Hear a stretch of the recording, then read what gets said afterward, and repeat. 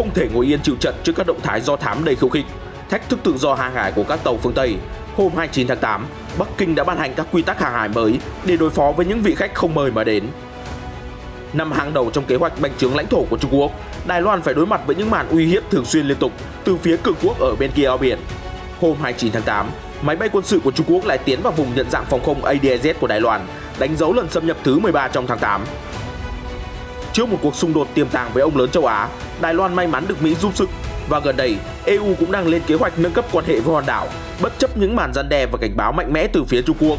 Để hiểu hơn về mối quan hệ ngoại giao hiện tại giữa Đài Loan với Mỹ và EU, FBNC xin giới thiệu đến quý vị những quan điểm của ông Brian Barros, nhà phân tích về các vấn đề Trung Quốc tại Quỹ Marshall Đức GMF trong bản tin ngày hôm nay. Không chỉ uy hiếp Đài Bắc, Bắc Kinh còn liên tục thách thức chủ quyền của các quốc gia láng giềng, trong đó có Tokyo. Mới đây, lực lượng tuần duyên Nhật Bản cho biết 4 tàu chính phủ Trung Quốc đã xâm phạm vùng biển xung quanh đảo tranh chấp Senkaku. Một số tin tức đáng chú ý khác. Thông tin chấn động, nhiều dân thường không phải thiệt mạng hay bị thương từ vụ đánh bom liều chết ở Kabul, mà là do bị lính Mỹ nã đạn trực tiếp vào người. UNICEF kêu gọi thế giới cứu trợ trẻ em ở Afghanistan. Bộ trưởng Quốc phòng Nga không xem Ukraine là mối đe dọa. Singapore tiêm đủ vaccine cho 80% dân số, khẳng định chính sách mở cửa hậu Covid-19. Tất cả sẽ được cập nhật ngay sau đây trong bản tin quốc tế của FBNC. Trước âm mưu bành trướng của Trung Quốc ở Biển Đông và vùng biển Hoa Đông, thời gian gần đây, các cường quốc phương Tây đã sử dụng chiêu thức gậy ông đập lưng ông, gia tăng các động thái do thám quân sự nhằm khiêu khích, thách thức tự do hàng hải của ông lớn châu Á. Không chịu ngồi yên chịu trận, hôm 29 tháng 8, Bắc Kinh đã nhanh chóng ban hành các quy tắc hàng hải mới nhằm kiểm soát, điều tiết các tàu nước ngoài, cũng là ngầm đối phó với những vị khách không mời mà đến. Theo đó, các tàu lặn, tàu hạt nhân, tàu chở vật liệu phóng xạ và tàu chở dầu rời, hóa chất, khí hóa lỏng và các chất độc hại khác được yêu cầu phải báo cáo thông tin chi tiết về hàng hóa khi đi vào lãnh hải Trung Quốc. Bên cạnh đó, Cục An toàn Hàng hải nước này tuyên bố các tàu có thể gây nguy hiểm cho an toàn giao thông hàng hải của Trung Quốc theo quy định của pháp luật cũng phải tuân theo quy định mới có hiệu lực từ ngày 1 tháng 9. Cụ thể, các tàu phải khai báo tên, biển báo, vị trí hiện tại và cảng ghé tiếp theo cũng như thời gian đến dự kiến. Ngoài ra, các tàu cũng phải khai báo loại hàng hóa và trọng lượng hàng hóa trên tàu. Dự kiến, căng thẳng sẽ leo thang trong khu vực nếu Trung Quốc thực thi nghiêm ngặt các quy định này ở khu vực tranh chấp thuộc Biển Đông và eo biển Đài Loan, nơi Mỹ và các đồng minh đang tiến hành các cuộc hải trình nhằm thách thức các tuyên bố về quyền tự do hàng hải của Bắc Kinh. Được biết, Trung Quốc đã ngang ngược tuyên bố gần như toàn bộ Biển Đông rộng 1,3 triệu dặm vuông là lãnh thổ có chủ quyền của mình. Bắc Kinh đã và đang xây dựng các căn cứ quân sự trên các đảo nhân tạo trong khu vực mà Brunei, Malaysia, Philippines, Đài Loan và Việt Nam tuyên bố chủ quyền.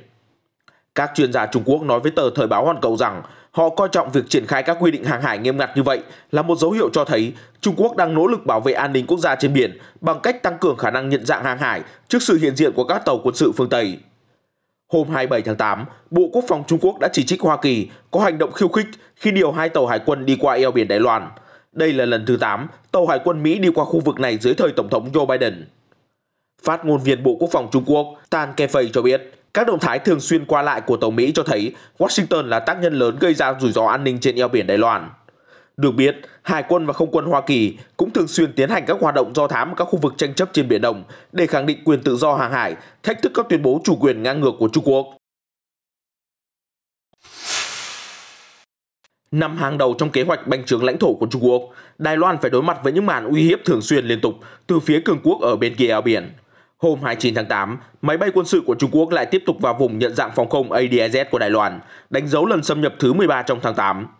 Cơ quan phòng vệ Đài Loan MND cho biết, một máy bay trinh sát thiểm Tây Y-8 của lực lượng không quân giải phóng nhân dân PLAAF đã bay vào góc Tây Nam của ADIZ. Đáp lại, Đài Loan đã cử máy bay, phát cảnh báo vô tuyến và triển khai hệ thống tên lửa phòng không để theo dõi máy bay của PLAAF.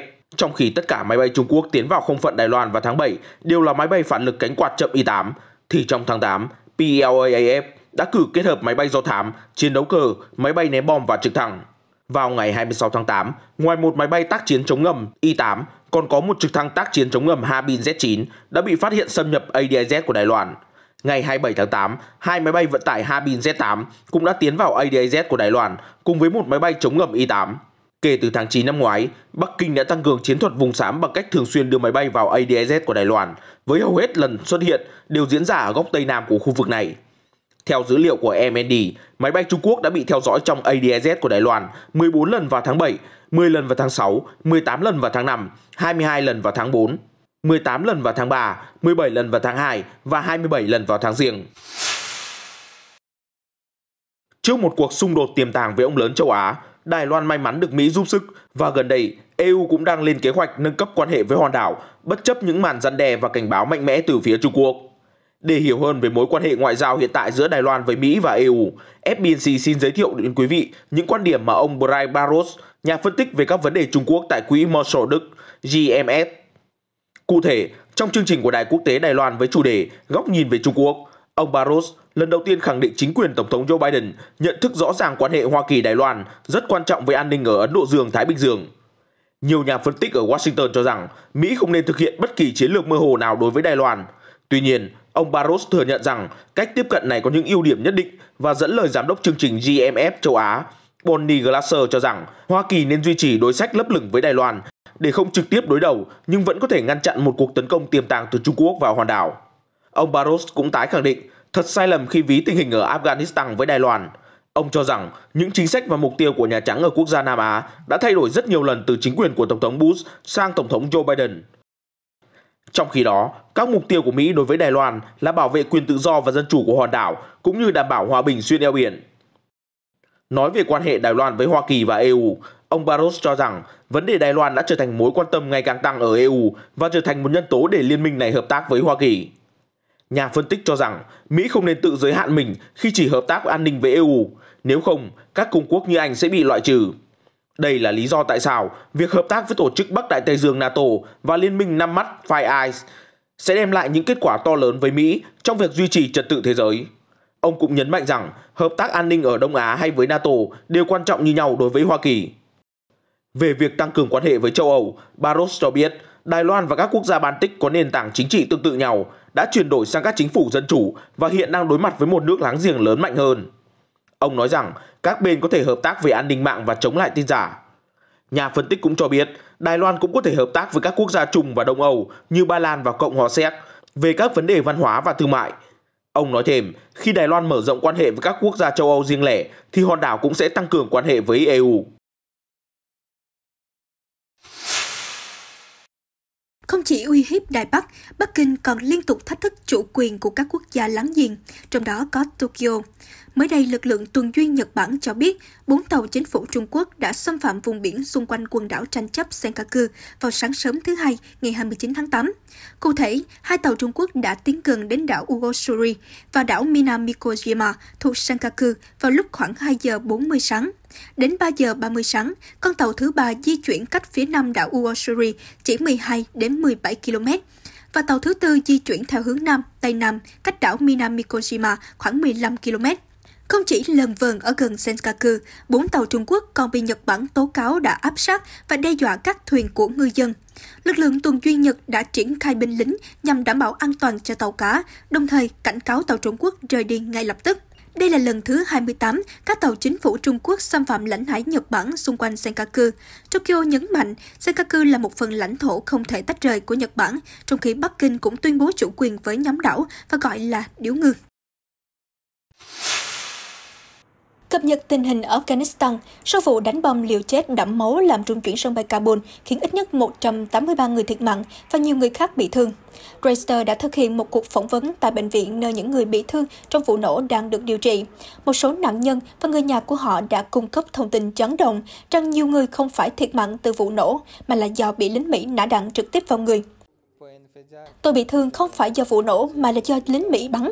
Một phát trúng tay và một phát nữa trúng vào bụng tôi ở đây. Tôi không thể nhớ chuyện gì đã xảy ra sau đó. Không có quá nhiều người thiệt mạng vì vụ đánh bom. Phần lớn những người bị thương và thiệt mạng là do đạn và hơi cay của quân đội Mỹ.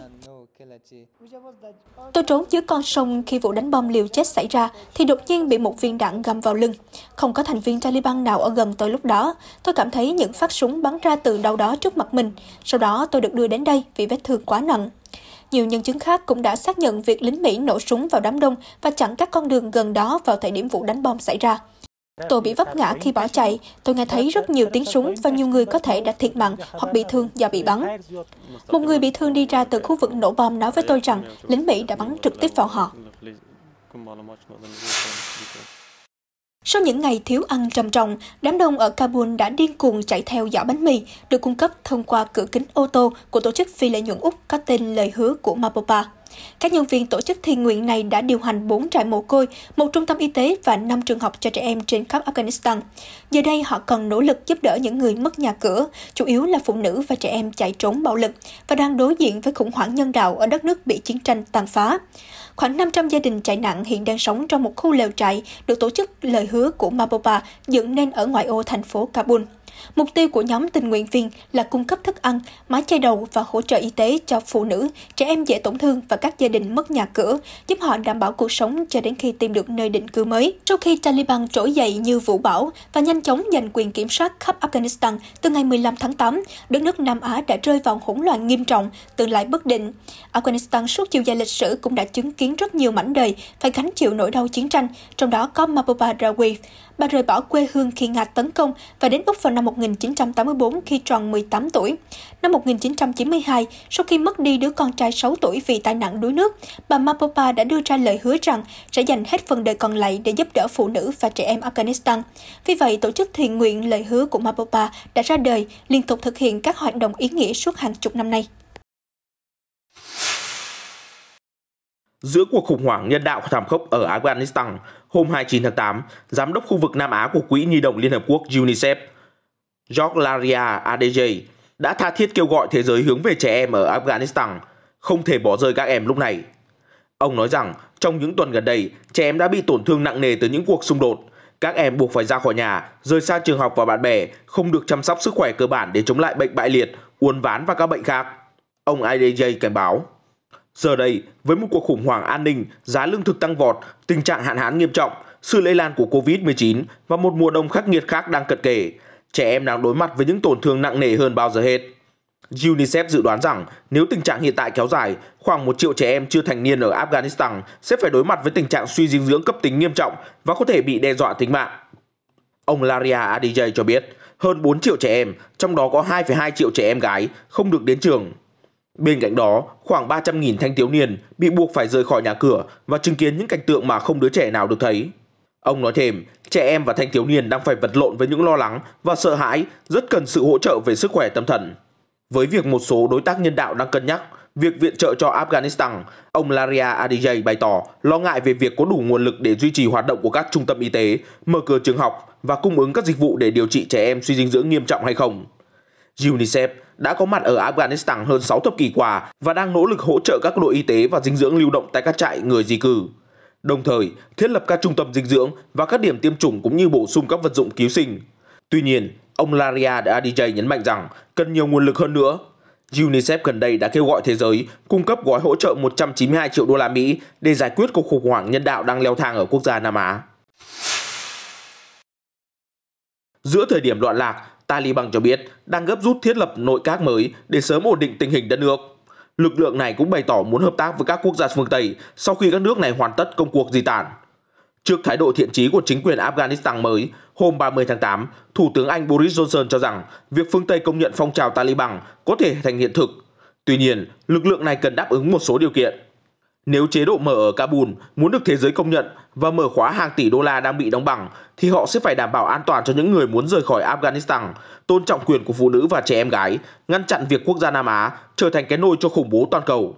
Bởi vì điều đó sẽ trở thành thảm họa đối với Afghanistan, ông nói.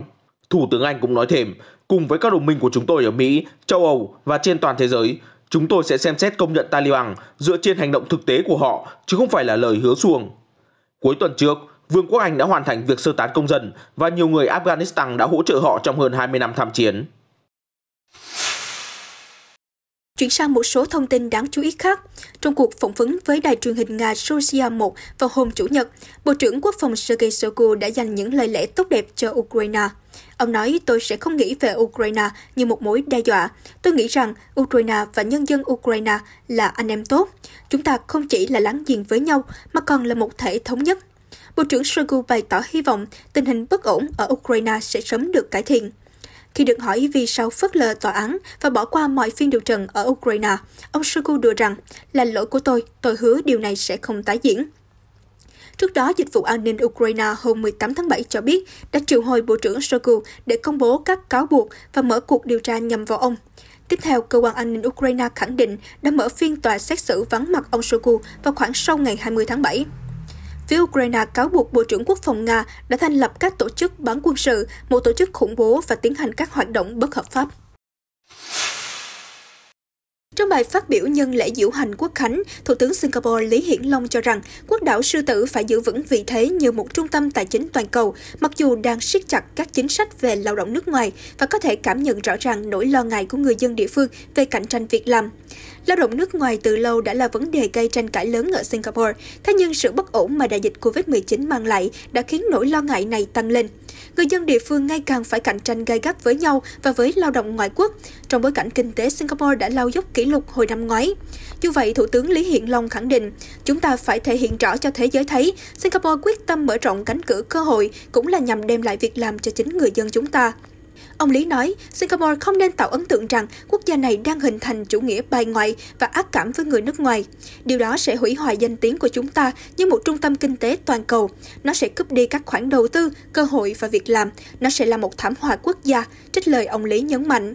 Trong khi Singapore tiếp tục siết chặt chính sách về lao động nước ngoài, ông Lý khẳng định đất nước sẽ tiến hành việc này một cách thận trọng để không gây ảnh hưởng cho môi trường kinh doanh. Hơn nữa, chính phủ cũng sẽ ban hành điều luật mới nhằm đảm bảo công bằng trong tuyển dụng. Chính quyền Thủ tướng Lý Hiển Long suốt nhiều năm qua đã giới hạn tuyển dụng lao động nước ngoài và ưu tiên cơ hội việc làm cho người dân địa phương. Một trong các biện pháp về chính sách là nâng hạn mức trong điều kiện cung cấp giấy phép lao động. Singapore có dân số 5,7 triệu người và chỉ dưới 30% không phải là thường trú nhân, tăng lên so với mức 10% vào năm 1990 theo thống kê của chính phủ. Chủ nhật vừa qua, Singapore ghi nhận cột mốc ấn tượng là 80% dân số đã tiêm chủng đầy đủ vaccine COVID-19, từ đó có thể mở cửa mạnh mẽ hơn nền kinh tế và bắt đầu thời kỳ bình thường mới sống chung với virus. Thủ tướng Lý Hiển Long nhấn mạnh, chúng ta đã hãm phanh vào lúc này lúc khác, nhưng chúng ta không muốn phanh gấp. Vì vậy, trong giai đoạn tới, chúng ta sẽ mở cửa từng bước, chứ không phải là chuyển đột ngột như một số quốc gia khác. Chúng ta sẽ thận trọng và có lộ trình nhất định, vừa làm vừa đánh giá và ứng phó linh động. Nhiều bệnh viện các bang miền Nam nước Mỹ đang cạn kiệt oxy nhanh chóng do số ca nhiễm COVID-19 và trường hợp nhập viện tăng cao đột biến, hầu hết là những người chưa tiêm vaccine.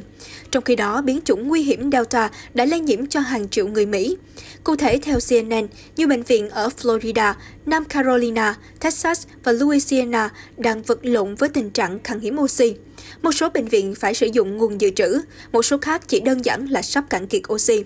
Donald Cross, một giám đốc cấp cao tại công ty chăm sóc sức khỏe Premier, nói với CNN rằng các bình oxy thường đầy 90% và nhà cung cấp sẽ đến bơm thêm khi lượng oxy giảm xuống khoảng 30 đến 40%. Hiện giờ bình oxy đã cạn tới mức 10 đến 20% nhưng phải chờ đợi khá lâu mới được bơm thêm. Và nhà cung cấp cũng chỉ bơm đến 50% là dừng. Tình hình đang rất nghiêm trọng. Bang Florida vào hôm thứ Bảy đã chứng kiến tỷ lệ nhập viện vì virus corona cao nhất nước Mỹ, với khoảng 75 trên 100.000 cư dân đang điều trị COVID-19. Một kỷ lục đáng buồn khác là tỷ lệ nhiễm COVID-19 lên tới hơn 690 ca mắc mới trong trung bình 100.000 dân mỗi ngày, giai đoạn từ 20 đến 26 tháng 8. Bác sĩ Ahmed Ihagdak, trưởng khoa hồi sức tích cực ở một bệnh viện bang Florida, nói với CNN rằng ông cảm thấy tức giận và mệt mỏi khi nhìn thấy các bệnh nhân đau đớn rồi qua đời vì họ không chịu tiêm vaccine. Chúng tôi mất các bệnh nhân nhanh hơn vì biến chủng Delta.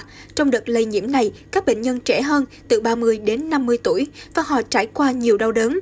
Họ cần được thở oxy khẩn cấp, nhưng nhiều ca vẫn chuyển biến xấu rất nhanh rồi tử vong, bác sĩ Ihagdak cho hay. Chuyên gia dịch tễ hàng đầu nước Mỹ, tiến sĩ Anthony Fauci trích dẫn mô hình dự báo của Đại học Washington, cảnh báo rằng cả nước có thể ghi nhận thêm 100.000 người tử vong vì COVID-19 từ nay đến tháng 12. Ông Fauci nói thêm, xu hướng đó dễ dàng xảy ra nhưng cũng có thể được ngăn chặn. Vaccine sẽ giúp xoay chuyển tình thế. Ông Fauci chỉ ra 80 triệu người Mỹ đủ điều kiện tiêm chủng nhưng chưa nhận liều vaccine.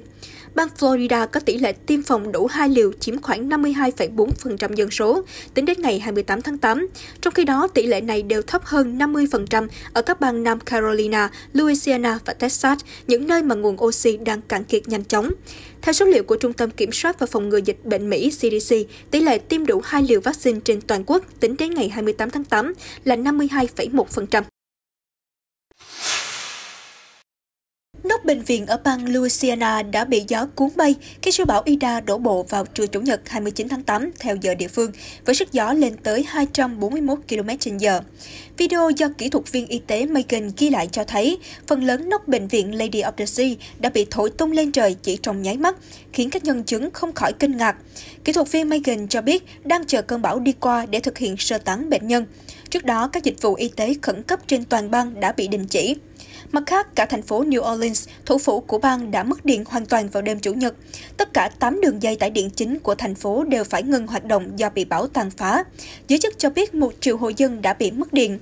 Cơn bão còn khiến ít nhất 1 người chết do bị cây đổ xuống đè trúng. Vụ việc ghi nhận lúc 8 giờ 30 tối Chủ nhật tại một hộ dân nằm sát đường cao tốc 621. Đến hôm qua 30 tháng 8, bão Ida suy yếu, giảm xuống mức thấp nhất trong thang đo 5 cấp, trong lúc vẫn di chuyển sâu hơn trong đất liền. Thị trưởng thành phố Milan, trung tâm tài chính của Italy đã yêu cầu phải có câu trả lời rõ ràng vì sao ngọn lửa có thể bùng lên và tàn phá tòa nhà chung cư mới xây dựng, làm nóng chảy kết cấu bên ngoài một cách chóng vánh trong ngày 29 tháng 8 vừa qua. Lính cứu hỏa cho biết tất cả mọi người đã sơ tán an toàn khỏi tòa nhà 18 tầng ở miền Nam Milan. Tuy vậy, khoảng 20 người bị ngạt khói nhẹ, 20 ô tô trong bãi đổ xe bị thiêu rụi và khói đã bao trùm khắp một khu vực thành phố. Thị trưởng Pepe Sala bày tỏ sự bất bình trên Facebook. Tòa nhà chỉ mới hơn 10 năm tuổi, không thể chấp nhận một công trình hiện đại như vậy lại có nguy cơ bị tàn phá nghiêm trọng. Ngọn lửa được cho là bắt đầu bùng phát và nuốt chửng tầng thứ 15, sau đó lan ra khắp tòa nhà thông qua lớp kết cấu bên ngoài. Thị trưởng Sala cho biết, rõ ràng phần vỏ của tòa nhà đã bén lửa quá nhanh, làm chúng ta nhớ lại sự việc tương tự trong trận hỏa hoạn kinh hoàng Grenfell ở London vài năm trước. Theo đó, ông Sala đề cập tới vụ cháy tòa nhà cao tầng ở thủ đô nước Anh vào năm 2017, khiến 71 người thiệt mạng. Hiện cơ quan chức năng đang khẩn trương điều tra vụ cháy tòa nhà ở thành phố Milan. Thông tin vừa rồi đã khép lại bản tin quốc tế hôm nay. Cảm ơn quý khán giả đã theo dõi. FBNC sẽ tiếp tục cập nhật những thông tin mới và nóng nhất xoay quanh các diễn biến xảy ra trên toàn cầu. Hãy bấm theo dõi FBNC ngày hôm nay để luôn đồng hành cùng chúng tôi trong các bản tin tiếp theo. Xin chào và hẹn gặp lại.